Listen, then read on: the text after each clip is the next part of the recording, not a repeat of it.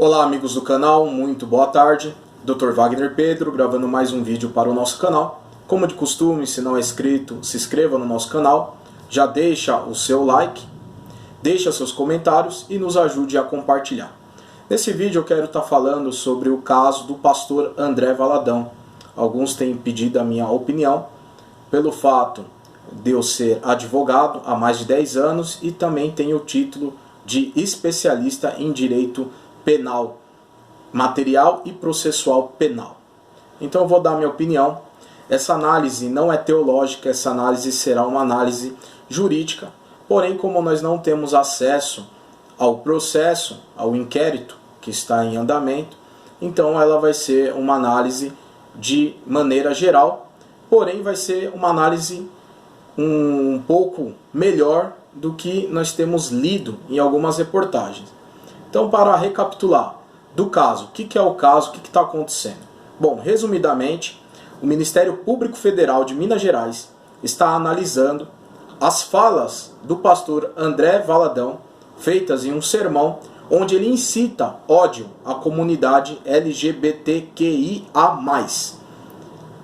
sendo que isso daí está gravado em vídeo.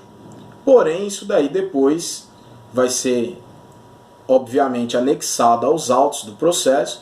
Isso daí vai ser discutido uma série de questões sobre esse vídeo, ok? Então é bom já pontuar isso. A primeira pergunta que se tem feito é pelo fato dele estar fora do Brasil. Bom, como é que funcionaria isso? Cabe um pedido de extradição? É cabível, existe essa possibilidade. Eu até coloquei aqui: o Brasil e os Estados Unidos possuem um tratado de extradição vigente. O tratado de extradição entre dois países foi assinado em 1961 e está em vigor desde 1964.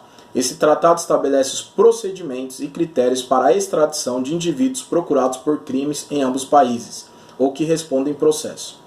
No caso específico mencionado, em que o pastor André Valadão foi denunciado pelo Ministério Público Federal com base em declarações feitas em um sermão, é importante ressaltar que a interpretação e a avaliação das declarações e a sua correlação com as leis em vigor no Brasil e nos Estados Unidos são fundamentais para determinar a possibilidade dessa extradição. Então veja bem, estamos colocando como uma possibilidade, não como um fato concreto. Se as declarações do pastor forem consideradas de incitação à violência ou qualquer tipo de crime violento, isso poderia ser, sim, uma base possível para o pedido de extradição, desde que cumpra os demais critérios e procedimentos estabelecidos no tratado de extradição entre os dois países. Todavia, quero ressaltar que, sem ter acesso aos autos e a todos os detalhes específicos do caso, é difícil fornecer uma resposta definitiva e conclusiva sobre a possibilidade de extradição do pastor André Valadão. Ou seja, primeira pontuação aqui: pode ter um pedido de extradição? Pode. Haverá? Isso nós temos que ver o desfecho do caso. Do processo, como é que vai funcionar? Alguns já estão colocando a matéria como se o pastor André Valadão tivesse já praticamente condenado. Bom, é um princípio básico do direito penal que todos são inocentes até que seja declarado culpado em sentença penal condenatória irrecorrível. Então não tem como condenar o pastor André Valadão de algo que ele ainda não teve a oportunidade de apresentar uma ampla defesa e contraditório. Isso seria um pré-julgamento e isso, vinculado pela mídia, pode até prejudicar a defesa e a imagem do réu. É bom que pontue-se isso também. De maneira geral, quais informações que se pode apresentar no trâmite da Justiça Federal? Bom, se o Ministério Público Federal denunciar o pastor André Valadão perante a Justiça Federal Criminal, o caso passará por um trâmite judicial. Esse trâmite envolve as seguintes etapas: recebimento da denúncia, a denúncia é a peça acusatória, é o líbelo acusatório. A denúncia feita pelo Ministério Público Federal é recebida pelo juiz federal, que avaliará se há elementos suficientes para dar continuidade ao processo. Aí haverá citação formal, que é quando o réu ele é notificado do processo e tem a oportunidade de apresentar sua defesa preliminar. Após o recebimento da denúncia, o juiz cita o acusado para apresentar sua defesa preliminar, na qual ele pode contestar as acusações e apresentar os seus argumentos. Então ele vai ter a oportunidade de apresentar seus argumentos. A instrução processual, né, que é a fase onde se vai reunir o conjunto probatório, ou seja, as provas, né? Nessa fase são realizadas as diligências necessárias, como oitiva de testemunhas, tanto de acusação como de defesa, coleta de demais provas com o objetivo de esclarecimento dos fatos. Alegações finais. Após todo o conjunto probatório, né, as alegações finais, tanto da acusação como defesa, ao final da instrução processual, as partes envolvidas apresentam suas alegações finais, nas quais resumem seus argumentos e pedem uma decisão do juiz, né? A acusação, a condenação, e a defesa, a absolvição. Por fim, sentença. O juiz analisa todas as provas, argumentos, alegações apresentados e profere uma sentença, decidindo pela absolvição ou condenação do acusado. Lembrando que sentença em primeiro grau ou em primeira instância, que caberá recurso à parte que ficar insatisfeita e não concordar com o veredito. Quais são as linhas de defesa? O pastor André Valadão tem como se defender? Obviamente. Ah, mas tem um vídeo gravado. Não, cabe defesa, né? Quanto à linha de defesa que o pastor André Valadão poderia adotar? Isso é puramente hipotético, já que não tenho eu, advogado, conhecimento específico sobre o caso em particular.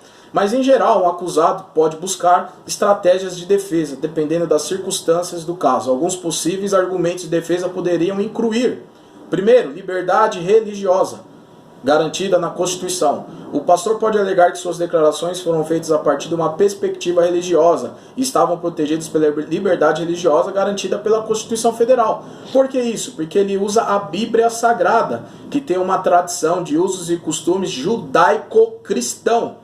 E na Bíblia Sagrada, a qual temos 39 livros no Antigo Testamento e 27 livros no Novo Testamento, ela faz menção à questão da homossexualidade. A Bíblia faz questão.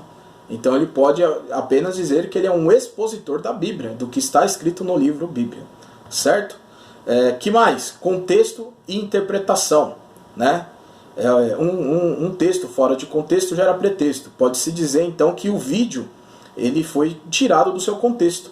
O acusado poderá argumentar que suas declarações foram tiradas de contexto ou mal interpretadas, e que ele não tinha intenção de citar a violência, mas sim expressar uma mensagem dentro do contexto de um sermão religioso. Até porque ele não manda ninguém matar ninguém. Ele estava ali conjecturando, numa perspectiva de Deus, qual seria a ideia de Deus sobre tais práticas ou condutas. É bom que se frise isso. Também poderia se alegar liberdade de expressão. O pastor pode alegar que suas declarações estavam protegidas pelo direito de liberdade de expressão, outro direito garantido pela Constituição, desde que não constituam incitação direta à violência, né? Obviamente, né? Senão existe o direito de liberdade de expressão, mas existem conflitos de direito aí. Então tem que ser analisado. O fato é que não se podemos nós pré-julgar. Haverá um trâmite, né, um devido processo legal para se apurar a conduta do acusado, do réu, e apenas após uma sentença irrecorrível que pode-se veicular uma reportagem que venha a esclarecer os fatos. Então os fatos veiculados, talvez por uma questão de uma ideologia, de uma pauta política inclusive, pode estar sendo um pouco leviana no sentido de precipitada. Pode estar havendo alguma precipitação nas considerações, até por parte de alguns operadores do direito. Então fica aqui meu breve esclarecimento e uma apertada síntese. Espero que seja útil. Se gostou, compartilha. E vamos ficando aqui, encerrando esse vídeo. Mais uma vez, se inscreva no canal, fortalece a nossa amizade. E vamos ficando por aqui. Dr. Wagner Pedro, meu forte abraço.